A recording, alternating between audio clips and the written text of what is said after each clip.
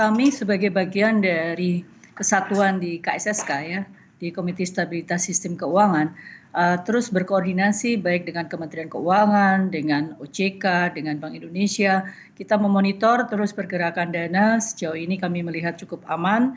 Dan tentunya koordinasi ini sangat intensif ya, tidak hanya 1 minggu, tetapi dalam banyak kesempatan kita bertemu itu lebih dari 1 kali dalam 1 minggu, tergantung pada kondisi perkembangan saat ini.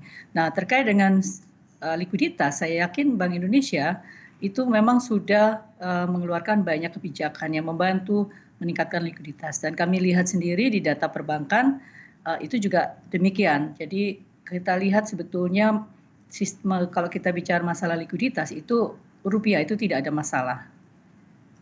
Tidak ada masalah ya Ibu. Kalau kita lihat apa yang terjadi tekanan di dalam negeri ini tentu tidak lepas dari situasi global juga. Kita di global sudah melihat berbagai bank sentral di sejumlah negara, The Fed, kemudian ECB, BOJ, Bank of Korea, semuanya ramai-ramai memangkas suku bunga acuan, menggelontorkan stimulus. Kemudian juga ada yang mengaktifkan kembali program quantitative easing. Namun sejauh ini tampaknya belum berhasil meredakan kepanikan yang terjadi di pasar keuangan. Mengapa demikian, Bu?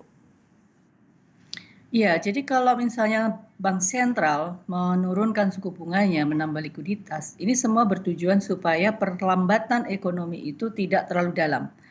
Ya, jadi kan kita tahu bahwa kalau ekonomi sedang dalam kondisi tekanan seperti ini, dan tadi sudah disampaikan juga oleh Presiden bahwa pertumbuhan ekonomi dunia itu akan melambat sampai 1,5%, sebelumnya diprediksi masih sekitar 2,3%. Nah, perlambatan itu tentu tidak diinginkan oleh semua negara, sehingga bank sentral di banyak negara itu pasti akan melakukan kebijakan yang bersifat ekspansif, menambah likuiditas, menurunkan suku bunga, dan bahkan melakukan program-program seperti quantitative easing yang kita ketahui sejak tahun 2008 itu terus dikelontorkan. Nah, tetapi mungkin saja saat ini problem utama adalah confidence dari masyarakat di seluruh dunia bahwa sampai kapan ya virus ini berhenti menulari banyak orang gitu. Nah, ini yang belum diketahui karena ketika kita tahu, oh saudara kita, teman kita kena, nggak hanya di Indonesia, misalnya di luar negeri, saudara kita kena, teman kita kena, kita pasti panik, Mbak. Nah, disitulah memang ada perbedaan kalau kita bicara dengan krisis tahun 2008, itu tidak ada kasus virus COVID ini kan, tidak ada corona, sehingga masyarakat global ketika tahu bahwa semua bank sentral all out untuk melakukan suatu kebijakan yang ekspansif, mereka percaya itu selesai. Tapi sekarang ini berbeda karena ada masalah virus yang kita nggak tahu kapan berhentinya. Ya, jadi kalau kita lihat bahwa Cina ini sebagai kunci saya kira, karena Cina sekarang kan sudah selesai ya, artinya tambahan kasus itu sudah semakin sedikit atau mungkin sudah tidak ada sama sekali.